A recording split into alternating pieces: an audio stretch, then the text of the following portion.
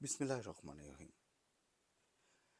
আপনারা জানেন, অবগত আছেন সকলেই, আগামী 12ই ফেব্রুয়ারি বাংলাদেশে অনুষ্ঠিত হতে যাচ্ছে জাতীয় সংসদ নির্বাচন, ত্রয়োদশ সংসদ নির্বাচন। কিন্তু এই নির্বাচনটি কিন্তু একটি গুরুত্বপূর্ণ, এবারের নির্বাচনটি অতিশয় গুরুত্বপূর্ণ বাঙালি জাতির জন্য এবং ভোটারদের জন্য।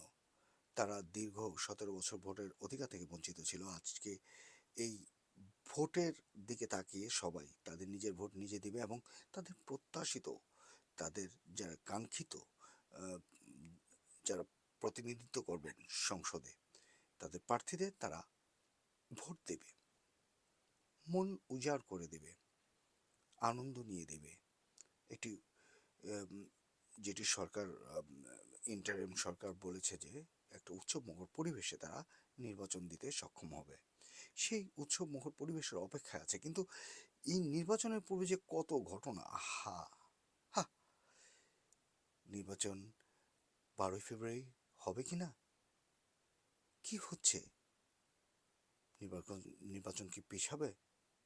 নির্বাচন, না, নির্বাচন ভণ্ডুল হয়ে যাবে।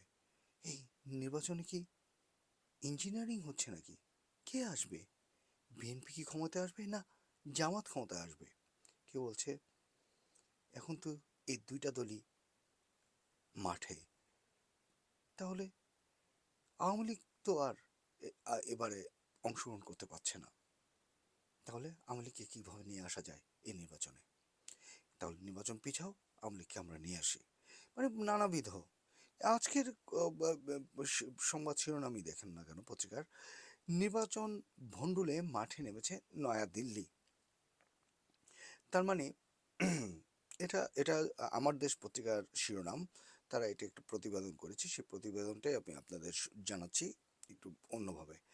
নির্বাচনের আগে বাংলাদেশে একটি অরাজক পরিস্থিতি তৈরির পাশাপাশি আসন্ন 12ই ফেব্রুয়ারির নির্বাচনকে ঝুঁকিতে ফেলা তথা নির্বাচনকে ভণ্ডুল করার মতো মিশন নিয়ে মাঠে নেমেছে দিল্লি, এমনই প্রতিবেদন উঠে এসেছে আমার দেশ পত্রিকায়। দিল্লির ডিপ স্টেট ও নীতি নির্ধারকদের মূল টার্গেট এখন গণভোট। আগামী সাধারণ নির্বাচনকে বিতর্কিত ও অগ্রহণযোগ্য করার পাশাপাশি জুলাই সনদ বাস্তবায়নের জন্য যে গণভোট হতে যাচ্ছে তা যেন অনুমোদিত না হয়, সেই লক্ষ্যেই এখন সর্বশক্তি নিয়োগ করেছে দিল্লি। ভারত সরকারের এই অপতৎপরতা সম্পর্কে অবগত একাধিক কূটনৈতিক সূত্র আমার দেশকে এইসব তথ্য জানিয়েছে। মানে এই কথাটা আরেকটু মানে খোলাসা করে বলি যে ভারত সরকারের এই অপতৎপরতার সম্পর্কে অবগত করছে আমার দেশকে, জানানো হয়েছে যে কূটনৈতিক সূত্র ভারত সরকারের এই তৎপরতা সম্পর্কে অবগত একাধিক কূটনৈতিক সূত্র আমার দেশকে এসব জানিয়েছে। তারা বলছে যে মানবতা বিরোধী অপরাধে মৃত্যুদণ্ডপ্রাপ্ত শেখ হাসিনাকে মাঠে নামানোর চেষ্টা দিল্লির এই প্রচেষ্টারই অংশ। এই চেষ্টা চালিয়ে যাচ্ছে। আপনারা জানেন যে এই কিছুদিন আগেই ভারতের পররাষ্ট্র মন্ত্রণালয় থেকে বলা হয়েছে যে বাংলাদেশে যারা কূটনৈতিক আছেন, কূটনৈতিকদের পরিবাররা আছেন, তাদেরকে সেফলি তাড়াতাড়ি বাংলাদেশ থেকে ভারতে নিয়ে আসা হোক। এবং গতকালকেরই একটি সংবাদে আপনারা দেখেছেন যে রামপাল বিদ্যুৎ কেন্দ্র থেকে 9 জন ভারতীয় কর্মরত যারা কর্মকর্তা ছিলেন ওখানে, তারা কাউকে কিছু না বলে পালিয়ে ভারতে চলে গেছেন, কাউকে কিচ্ছু জানায়নি। এটাও তো একটা ভীতির সঞ্চার জাগায়। তো গত 23 জানুয়ারি দিল্লিতে অনুষ্ঠিত বহুল আলোচিত সেফ ডেমোক্রেসি ইন বাংলাদেশ শীর্ষক মত বিনিময় অনুষ্ঠানে শেখ হাসিনার একটি অডিও বক্তব্য প্রচারের মাধ্যমে সরাসরি বাংলাদেশে নৈরাজ্য সৃষ্টির অপতৎপরতায় নেমেছে দিল্লির নীতি নির্ধারকরা। হাসিনা তার অডিও বার্তায় দলের নেতাকর্মীদের আসন্ন নির্বাচন বয়কটের পাশাপাশি নির্বাচন প্রতিহত করার আহ্বান জানিয়ে রীতিমতো সন্ত্রাস উস্কে দিয়েছেন। এর আসলে এটা তো আরো ভাববার বিষয়। শেখ হাসিনাকে দিয়ে বাংলাদেশে এই নৈরাজ্যকর পরিস্থিতি তৈরির প্রতিবাদে করা প্রতিক্রিয়া জানিয়েছে ডক্টর ইউনূসের নেতৃত্বাধীন অন্তর্বর্তী সরকার। এ ব্যাপারে বাংলাদেশের পররাষ্ট্র মন্ত্রণালয়ের এক বিবৃতিতে বলা হয়েছে, 23 জানুয়ারি দেওয়া হাসিনার বক্তব্যে বাংলাদেশের সরকার উৎখাত ও আসন্ন নির্বাচনকে ভণ্ডুল করার উদ্দেশ্যে সহিংসতা, মানে এই সহিংসতা উস্কে দেওয়া হয়েছে, সেটি বলা হয়েছে। দিল্লির এই পদক্ষেপ বাংলাদেশের গণতান্ত্রিক উত্তরণ ও নিরাপত্তার জন্য মারাত্মক হুমকি।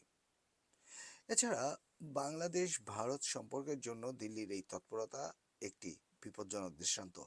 আসলে এখানে বলাই বাহুল্য, পার্শ্ববর্তী দেশ অবশ্যই আমাদের বন্ধুত্ব দেশ, বন্ধুত্ব রাষ্ট্র, একে অন্যের সাথে অত্যন্ত নিবিড়ভাবে পরিপূরক।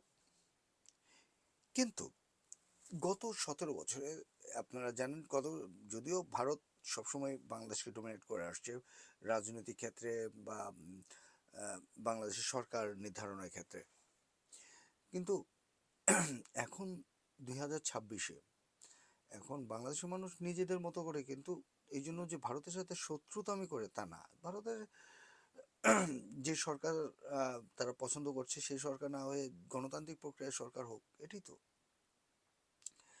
এখন এখানে বিষয়টা এমনভাবে আসছে যে দিল্লিতে আছে পলাতক শেখ হাসিনা, এখন ওখান থেকে তিনি বিবৃতি দিচ্ছেন এবং সেই বিবৃতিতে আসলে ডেমোক্রেসি ব্যাপারটা উনি উঠিয়ে আনছেন এবং বাংলাদেশের গণতন্ত্র হরণ হচ্ছে এই বিষয়টাও তুলে ধরছেন। কিন্তু মূল বিষয়টি হচ্ছে যে নির্বাচনটি মানে ইন্টারিম সরকার এবং তারা আওয়ামী লীগকে বয়কট করেছে, প্রত্যাখ্যান করেছে। তো এখানে এখন যতগুলো বাকি যত দল আছে সবাই মিলে নির্বাচনটা সুষ্ঠুভাবে হোক, তারপর একটা সরকার আসুক, তারপর সেই সরকারের কাছে আবেদন করুক যে নির্বাচন বিঘ্ন ঘটাতে যদি কোনো তারা প্ল্যানিং করে থাকে, তো এটা আসলে দেশের জন্য সবার জন্যই খারাপ।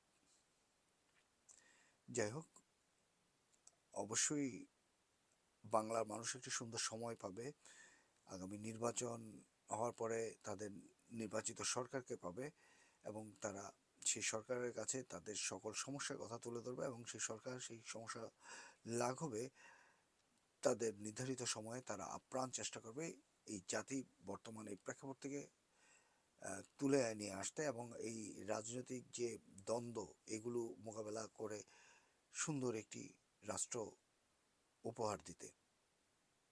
মোহাম্মদ মাসুদ জামান, এইচবি অনলাইন, লন্ডন।